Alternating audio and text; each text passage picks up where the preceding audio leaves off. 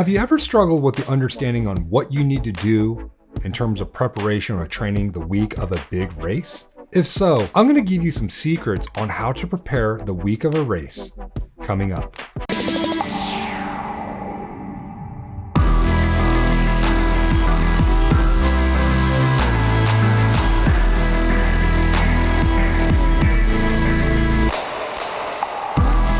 Hey guys, welcome back.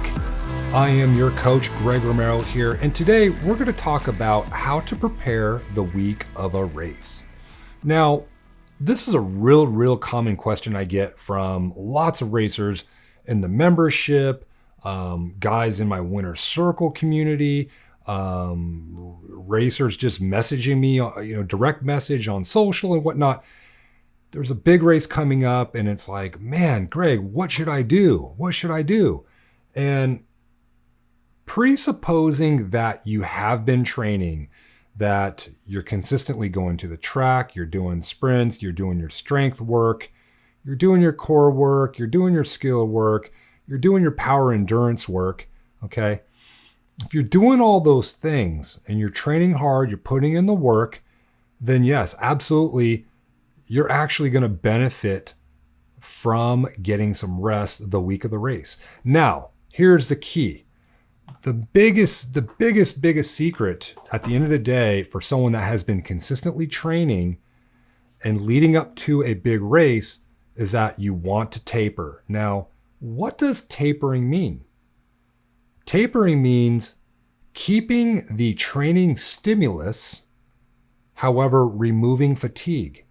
All right, so what does that mean? Let's discuss.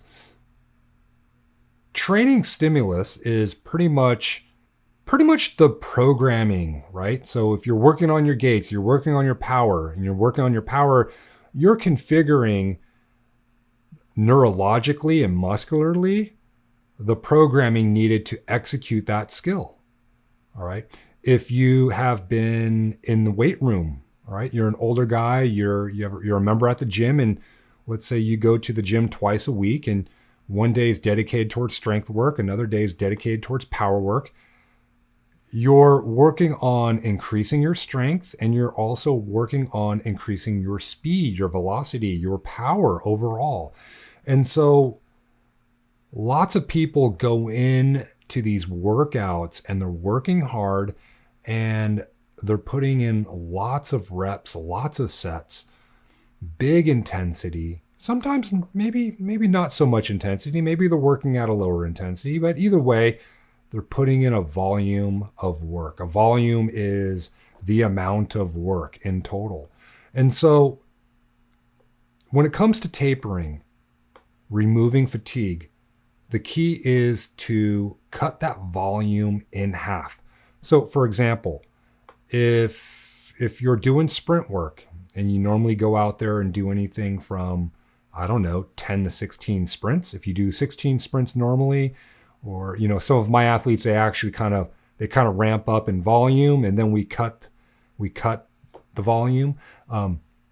So for example, if you're doing 16 sprints, maybe the week of, you might want to dramatically cut that to 8, if not, maybe even a little bit more, right? Maybe 5. Okay. If you're going to the track, and you're doing, let's say you go out there and typically do anywhere from, 10 to 16 gates. Maybe you might want to cut that in half, do anywhere from 5 to 8, okay? The key is to cut the volume in half. If you're doing squats or you're doing lower leg work in the gym, perhaps you might want to, let's say you're doing anywhere from, 5 sets of 5 reps, for example. Perhaps you cut that in half and you do something like a 3x3 or even a 2x2. You do 2 sets of 2 and you call it a day. Now that we have the understanding that we want to cut the volume in half, you also need to consider the intensity, okay? The intensity still needs to be ramped up high. So for example, you're going out and doing gate starts. Obviously, you're going to do that at 100%. So no problems there. If you're going to be doing sprint work, 100% intensity, no problems there. For the most part, you guys are going to do intensity of 100% on your sprints. Now, when it comes to intensity in the gym, working in maximal strength areas, which are typically 85% and higher, then you want to keep your intensity anywhere from 85 to say 95% or even 100, right? Ramp the intensity up, keep the intensity up, all right? Because we want to make sure that neurologically we're performing power, right? Properly, right? We're accessing the strength and then we're discharging that velocity quickly. Okay, so we want that intensity up, keep the intensity up. So are you guys sticking with me? So far we need to cut the volume in half, if not probably by a little bit more. We need to keep the intensity up. And then of course, frequency, the last thing when it comes to tapering, frequency. So if you go to the track, let's say you're going to a weekend national here in America, people travel either Thursday or Friday. Friday's usually practice or a race, a pre-race, or it could be a 3-day national. You still have that Monday, Tuesday, Wednesday. So if you typically train Monday, Tuesday, Wednesday, you want to keep that frequency the same.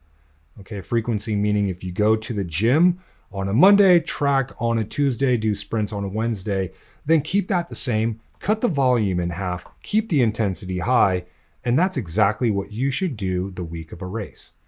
All right. Let me think here. Is there anything else that I'm missing for you guys? Yeah, I would say at the end of the day, that's the key.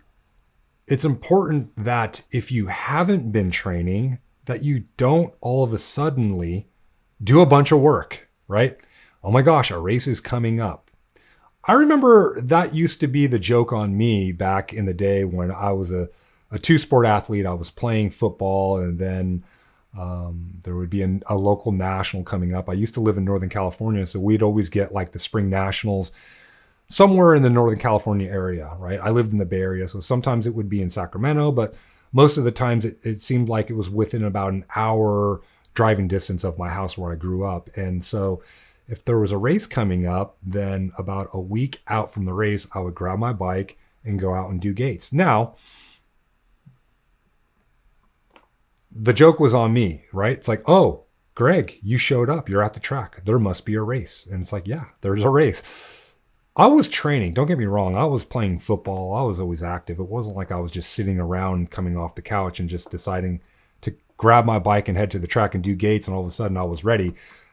Physically, I was already ready. So I just, racing wasn't as difficult as it is today. With the tracks back then, it was all about being really strong, and that was all that really mattered, right? Racing was so much more of a gross power sport back then. Be strong and pedal fast. That's it. Today, yes, it's important to be strong and pedal fast, but you need a good gait. You need good mentals, because everyone has a good technique out of the gate. So you got to beat the guy next to you out of the gate. And then, of course, you got jumps everywhere. They're deep.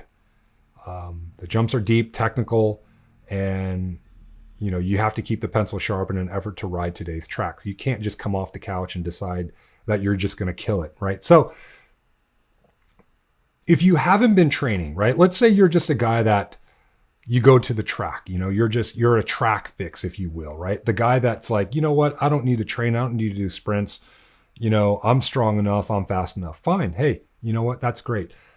For the rest of us, let's heed the tips that I've given you, right? Watching volume, watching intensity, watching frequency. So back to the guy that's not training. You don't want to all of a suddenly grab the bike and, you know what, I'm going to double my sprints. I'm going to go out there and do a bunch of gates. I'm going to do a bunch of laps. While I think that is, maybe you're looking for some kind of badge of honor. I don't know. Like, at the end of the day, that's not really smart, because what you're doing is basically breaking the body down with more fatigue. And at the end of the day, if you recall in the beginning of this video, tapering means removing fatigue and keeping the training stimulus. So if you were to just go out there and do a bunch of work, you're piling on more fatigue, and you're going to go into the weekend of racing not feeling as fresh, not feeling as snappy, and not feeling as quick or fast or powerful. So the guy that hasn't been training, I would just do whatever you have been doing and what you know what to do, because you seem to know what you're doing. All right. So anyways, hope that was helpful. Listen, if you guys have any questions, I tell you what, forget questions. Let me know what you guys do the week of a race. I'm really curious. I really want to know. And also, if you have any great ideas, leave them in the comments below and make sure that you like and subscribe the video. I really appreciate your support here at BMX Training. I am grateful to be your coach. And of course, as always, I'll see you guys at the races.